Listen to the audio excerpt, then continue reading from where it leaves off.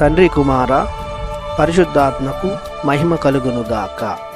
ఈనాటి జీవవాక్యం. మీరు దేవునికి కృతజ్ఞతాస్తుతులనుడు బలిని అర్పింపుడు, మహోన్నతునికి మీరు చేసుకునిన మొక్కుబడులను చెల్లింపుడు.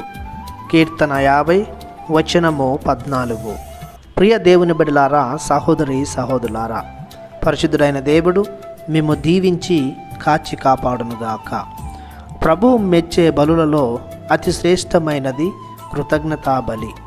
ఎందుకంటే భక్తులు ప్రభువు చేసిన ప్రతి అద్భుత కార్యాన్ని గుర్తించి వారిని చాటుతూ ప్రభునికి వందనాలు తెలియజేస్తారు. అంటే భక్తులు దైవ జ్ఞానం, దైవ భయం, దైవ ప్రేమతో వర్తిస్తూ ఉంటారు. దేవుని ఎడల ప్రత్యేక ఆసక్తి, భక్తి ప్రతి విశ్వాసిలో ప్రబలుతుంది. ఇంకా వాక్యం చెబుతున్నట్లు ప్రతి భక్తుడు తాము చేసుకున్న మొక్కుబడులు తప్పకుండా దేవునికి చెల్లించాలి. అనగా ప్రభు ఏ విధంగానైతే తన వాగ్దానాలను, ప్రమాణాలను నిలబెట్టుకొని తన భక్తులను ఆశీర్వదిస్తున్నాడో, అలాగనే ప్రతి భక్తుడు కూడా ప్రభు ఎడల ఉన్న భక్తిని, ప్రేమను, మొక్కుబడులు చెల్లించడం ద్వారా దేవునికి తమ యొక్క కృతజ్ఞతలను వ్యక్తపరచాలి.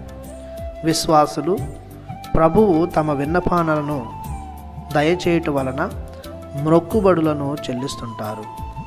మొక్కుబడులు భక్తులు తమ కృతజ్ఞతను తెలియజేయు మార్గాలు.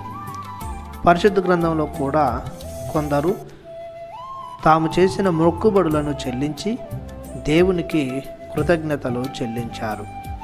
నూతన నిబంధనలో కూడా పౌలు భక్తుడు తన తల వెంట్రుకలను సమర్పించి మొక్కుబడులను తీర్చుకున్నాడు.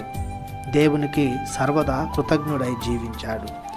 ప్రతి క్రైస్తవ విశ్వాసి కూడా ప్రభుని అద్భుత కార్యాలను గూర్చి సంతోషిస్తూ కృతజ్ఞతాపూరితులై జీవించాలి. ప్రార్థించుదము. దయగల సర్వేశ్వర, కృపతో నిండిన మా ప్రభువా, మీ అనలేని ప్రేమకు వందనాలు చెల్లిస్తున్నాము. మా దైనందిన జీవితంలో మీరు చేస్తున్న ప్రతి మేలుకు గాను మీకు వందనాలు చెల్లిస్తున్నాము. అలాగనే మేము చేసుకున్న ప్రతి మొక్కుబడులను దీవించి మమ్ము సదా మీ కృపలో దాచుకోమని యేసయ్య పరిశుద్ధ నామంలో బ్రతిమాలి ప్రార్థిస్తున్నాము తండ్రి. ఆమెన్. దేవుడు మిమ్ము దీవించునుగాక.